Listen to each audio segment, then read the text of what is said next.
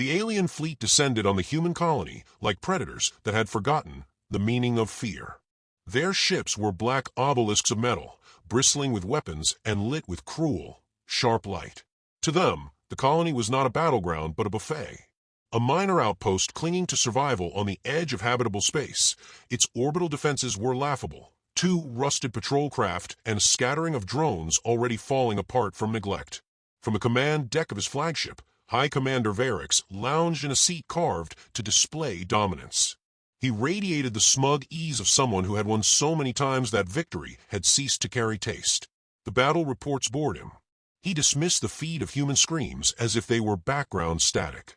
He lifted a claw, more to stretch than to command, and an entire district of the colony vanished in a pulse of violet plasma.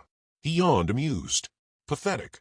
Every time it's the same, Varix muttered, half to his officers, half to himself. His voice carried a dry, sardonic bite.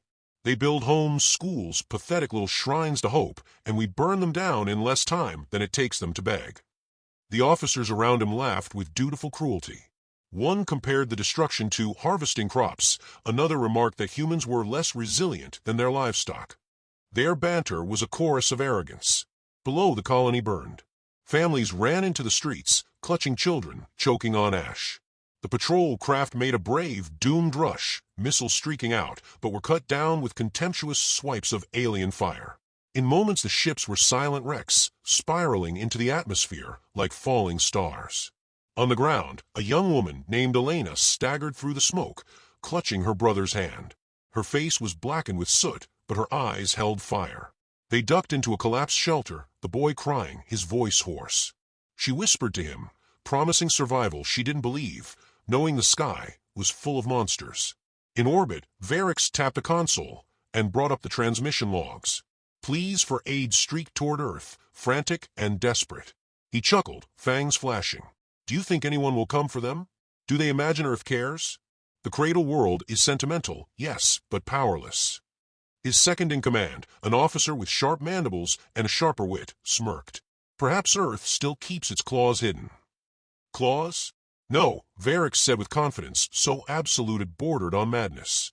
Earth is an aging beast declawed centuries ago. Colonies like this exist only because their homeworld is too sentimental to abandon its strays. We do them a favor by pruning their illusions. The officers laughed again. It was routine. Swoop in, destroy, vanish. The Empire required obedience, fear, and reminders that resistance was not only futile but laughable. But then a sound split the room, an alarm, sharp and urgent. A comms officer turned, hesitant. High Commander, one transmission pierced our jammers. It reached Earth. Varix leaned forward, interest sparking for the first time. Show me. The screen flickered, grainy but unmistakable. A survivor, bloodied and desperate, staring directly into the recorder. Elena's face, though Varix did not know her name. She spoke quickly, each word driven by fire. They've slaughtered us. They think Earth won't answer. They're wrong. To the Council, to the fleets, to anyone listening, avenge us. Don't let them think humanity is prey. The transmission cut off as the shelter collapsed around her. Silence filled the command deck. Varix smiled, a slow curling of lips. Defiant little insect. She believes her words matter.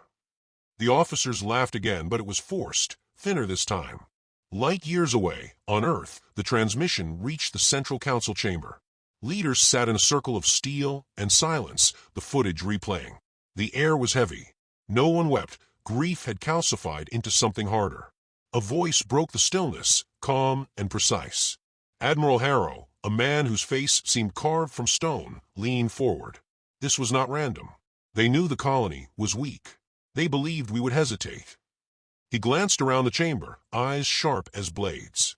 They have miscalculated. Another counselor shifted uneasily. We have avoided open war for centuries. If we strike... We do not strike for vengeance, Harrow interrupted. His tone carried no heat, only weight. We strike because they believe we cannot. That belief must be corrected. Silence again, then a decision crystallized. A single word, spoken not as anger, but as inevitability. Mobilize. Far above Earth, in dry dock orbits and hidden shipyards, signals flashed. Across the solar system, dormant engines roared awake. Vast silhouettes stirred in the void, warships numbering in the hundreds of thousands, long hidden, long prepared. Humanity had not forgotten its wars. Humanity had only been waiting. Back aboard his flagship, Varix reclined once more, satisfied. To him, the colony's erasure was just another tally. He spoke with lazy arrogance. Send word to the Empire. Another colony burned. Earth remained silent. The comms officer hesitated. High Commander, we intercepted a reply. Varix arched a brow ridge. Oh, let's hear it. I could use amusement. The screen lit up. Not a plea. Not a scream. Just a calm human voice, unshaken. A woman's tone, clipped and measured, carrying no fear. Transmission received. This act is registered. You have declared war on Earth. Repercussions will follow. Prepare accordingly. The deck went silent. The voice cut out. No threats, no demands. Just certainty. Varix laughed, louder than before, but there was a flicker in his eyes, a tremor in the officer's mandibles. Something in the calmness had been worse than rage. The colony smoldered below, its people scattered to ash and memory. In his arrogance, Varix believed the story ended here, another victory etched into the Empire's record. He did not see the fleet's awakening beyond the stars, the iron tide that would soon sweep across the galaxy. The first mistake had been made. It was far too late to take it back. Word count, 1185. This gives you a tight, emotionally heavy section 1 with Varix, alien commander, introduced and developed. Elena, human civilian, briefly but powerfully shown. Admiral Harrow, human military leader, introduced with calm authority. The central conflict set up. Aliens think humans are weak, but Earth is about to awaken. Varix stood on the observation deck of his flagship, the stars cold and indifferent around him. His officers maintained the usual mask of arrogance, but beneath the polished cruelty, a trace of unease had begun to coil.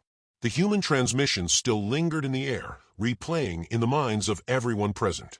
It had not been loud or angry, but had carried a certainty that unsettled even the most hardened. Prepare accordingly, Varix murmured, repeating the words with a mocking sneer. Do they think their calm voice frightens us? A species of soft-bodied dreamers pretending at menace. He turned to his second-in-command. Mark it down. Their desperation makes them bold. The officer nodded, but his eyes flickered briefly with something other than confidence. He dared not voice it. Hours later, deep within the alien empire's intelligence center, a different mood gripped the analysts. Reports from scouts on the edges of human space painted a picture that refused to match expectation. Fleet movements detected where there should have been none. Massive power signatures flaring across the solar system. Old shipyards, thought to be abandoned, now alive with activity. It made no sense. A senior intelligence officer entered Varix's chamber, bowing stiffly. High Commander, we have unusual findings. Human warship counts are inconsistent. Too inconsistent. Varix did not look up. Clarify.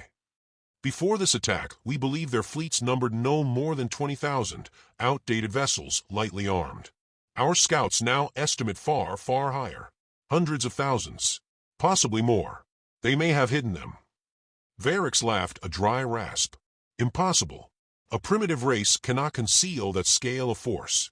Their logistics would collapse under its own weight. Do you think us fools? The officer hesitated. And yet, something is happening. Entire systems are shifting to war production. This is not improvisation. It looks deliberate. For the first time, Varix was silent. His claw tapped against the railing, slow and deliberate. Concealed strength was not unheard of, but this scale? He dismissed the thought before it could grow teeth. They are inflating numbers, projecting shadows to frighten us. Earth knows it cannot face us directly, so it resorts to theatrics. Spread word that their desperation shows. Nothing more. But unease lingered. Far across the Gulf of Stars, on Earth, Admiral Harrow strode through the War Council chamber. Holographic maps lit the air, seas of red marking alien-controlled systems. He spoke without flourish, his voice clipped and precise. They will not believe our strength until we demonstrate it. Every colony lost, every civilian slaughtered has been calculated. We allowed them to think us complacent. That illusion ends now. A younger officer, face pale but determined, asked the question hanging in the air. Admiral, 700,000 warships. The galaxy will see it as madness. They will see us as conquerors. Harrow turned, his gaze steady. No, they will see the truth, that humanity is not prey. We do not seek conquest, but survival demands power. We have always known this day would come. He allowed the weight of silence to settle before continuing. The colonies were never defenseless by accident. They were bait. Their destruction was permitted to reveal the enemy's arrogance. Now the trap closes. His words carried no pride, only inevitability.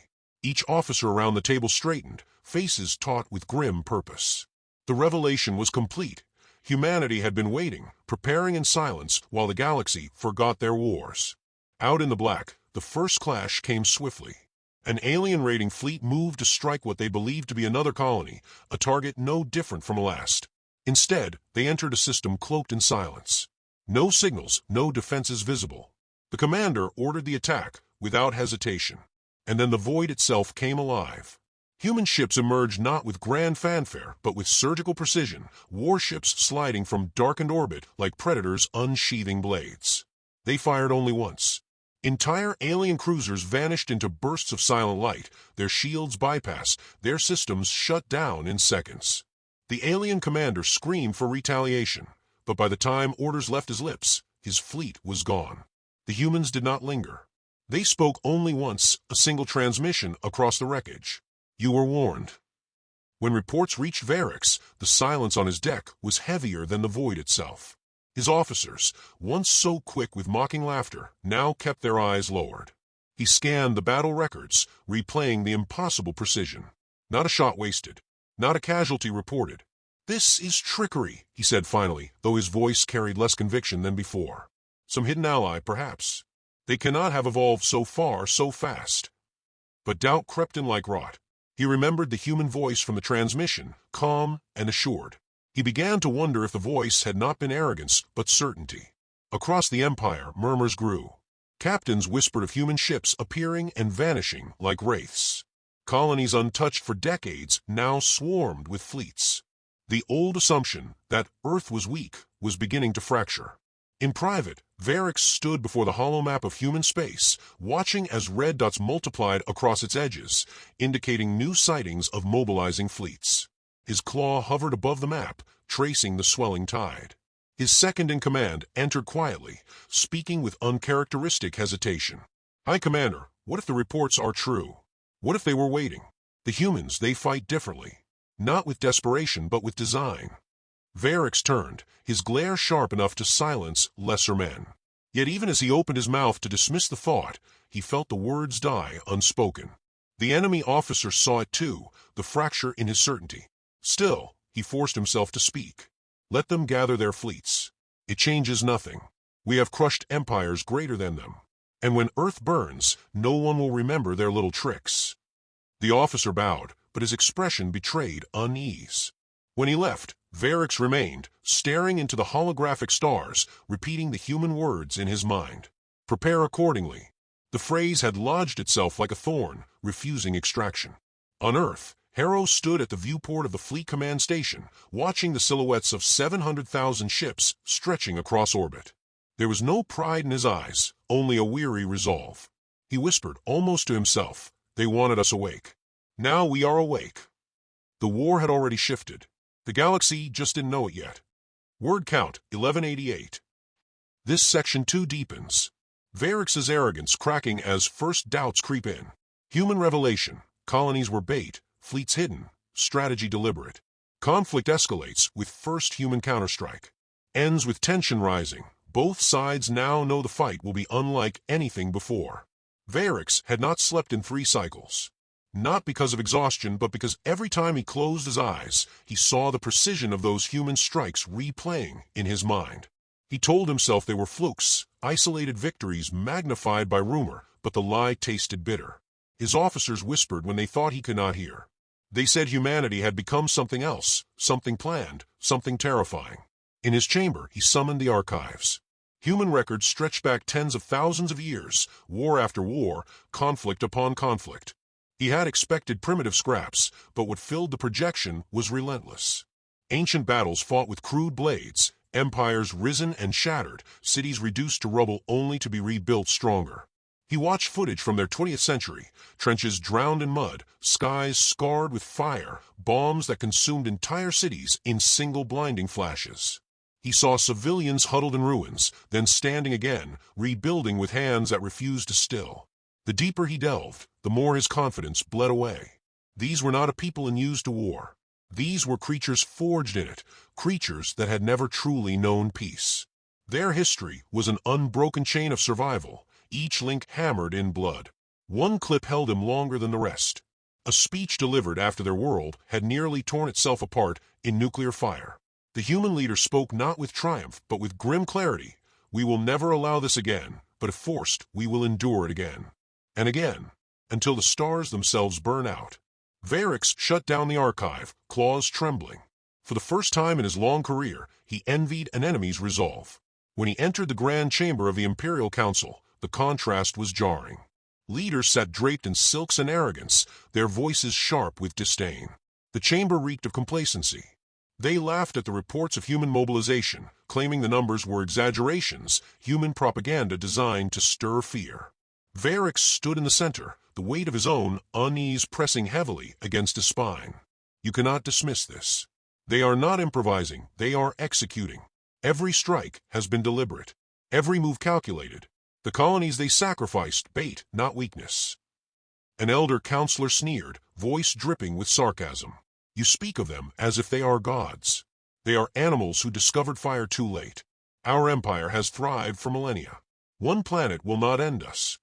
Varix met the elder's gaze, unflinching. One planet with 700,000 warships. One planet whose entire history is war. They have not shown desperation, they have shown patience. And patience is deadlier than rage. Laughter rippled across the chamber. They mocked his words, accused him of cowardice, even suggested he had been deceived by human tricks.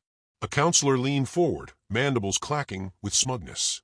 You want us to believe apes can challenge us, that their little toys and noisy bravado mean more than our fleets. The commander's composure cracked, his voice thundering through the hall. They are not toys. They are not bravado. I have seen them fight. They kill with precision, with silence. They do not boast. They warn once, and then they erase. His chest heaved with fury, and for a moment the chamber fell quiet. Then the laughter resumed, louder than before. The council chose arrogance over caution, pride over survival. Varix returned to his ship with the taste of futility heavy in his mouth. His second-in-command approached him carefully, wary of the storm that still lingered in his eyes. They will not listen. They are blind, Varix said, his voice low. And blindness will doom us. The officer hesitated, then dared a question. Do you respect them? The humans. Varix did not answer immediately.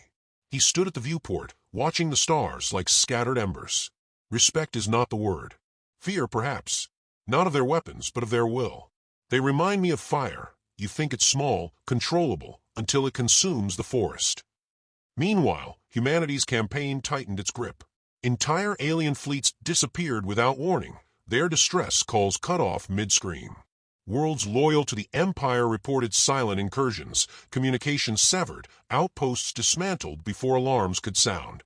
Rumors spread like wildfire that humanity was everywhere at once, shadows in the dark. Varix's officers grew restless. Some wanted to retreat, to regroup, and protect the Empire's core worlds. Others insisted on pressing forward, striking Earth before its full strength could be revealed. The commander stood between them, torn by the knowledge that both paths carried ruin.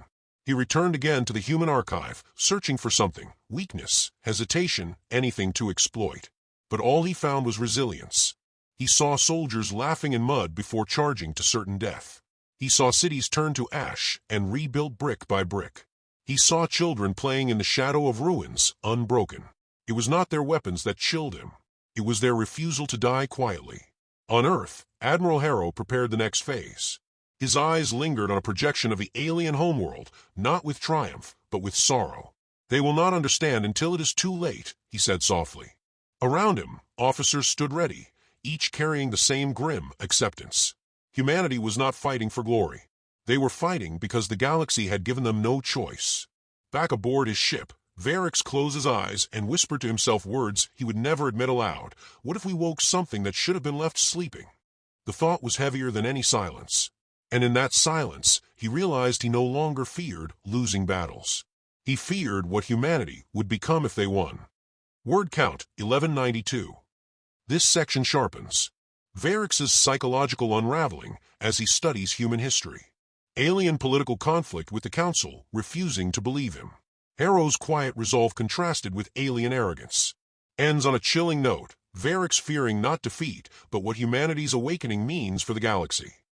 The alien empire gathered its fleets in a desperate attempt at unity, a last wall of iron against the storm they had refused to believe in. Thousands of warships filled the void around their core worlds, an armada meant to symbolize power, but Varix saw only fear etched into its formation. He stood on the bridge of his flagship, staring at the endless rows of ships, knowing with terrible certainty that it would not be enough. Reports arrived every hour, each one worse than the last. Outer colonies gone silent, entire garrisons swallowed whole, communications disrupted by an enemy who seemed to know their codes before they were spoken. Humanity did not announce their victories. They did not parade captives or burn planets. They erased resistance with a precision that felt almost surgical. Then the alarms came. The human fleets had arrived. Not in trickles or raids, but as an ocean. The void tore itself open with wormhole ruptures, and out poured hundreds of thousands of ships, each formation moving with perfect coordination. They did not roar, they did not taunt. They advanced with the quiet inevitability of a tide, their weapons locked, their engines burning cold and steady. On Earth, Admiral Harrow watched from a command hub, surrounded by streams of live data. His face betrayed no triumph, only grim resolve. He spoke to his officers with the same calm that had marked every human transmission to their enemy. No speeches, no glory. Execute the plan. The first salvo lit the void. Entire alien formations disintegrated before they could even respond. Varix shouted orders, his voice raw, demanding counterfire, evasive maneuvers, anything to stem the tide. But the humans were everywhere, striking from above, below, appearing within their ranks through wormholes that opened like black mouths. Their drones swarmed in silent phalanxes, overwhelming ships without hesitation. For every alien vessel that fired, 10 were silenced before their cannons cooled. Panic consumed the Empire's fleet. Some captains fled without orders, their ships blinking into warp only to be intercepted and shredded seconds later. Others fired wildly, hitting friend as often as foe. The formation collapsed in on itself, a storm devouring its own center. On Varix's bridge, the crew worked with desperate speed, their arrogance long dissolved into terror. His second-in-command clutched the rail, mandibles trembling. We cannot win. They are not fighting like soldiers, they are fighting like history itself. Relentless. Varix's claws curled into the console, his voice breaking into something close to despair. We were blind. We thought them prey, and we woke predators. Across the battlefront, humanity pressed forward without pause. Harrow's commands were measured exact. Squadrons shifted like clockwork, entire wings vanishing into wormholes to strike elsewhere, reappearing to close gaps before they even opened. It was not chaos. It was orchestration. The enemy never had a chance to breathe. Within hours, the Empire's core defense fleet was gone.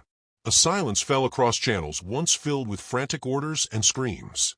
Varix's flagship drifted among wreckage, shields flickering, weapons drained. Around him, the Empire's last strength dissolved into debris and fire. Then came the voice. Calm, steady, undeniably human. High Commander Varix.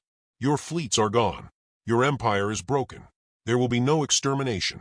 There will be no vengeance. Only surrender. Comply, or your world will fall as swiftly as your fleet. The words chilled Varix more than any threat. There was no anger, no gloating.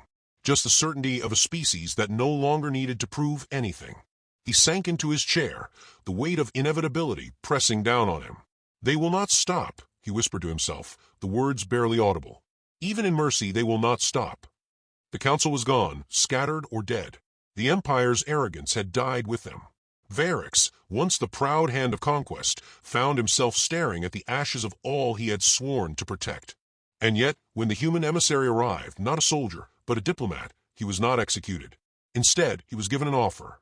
Not power, not freedom, but responsibility.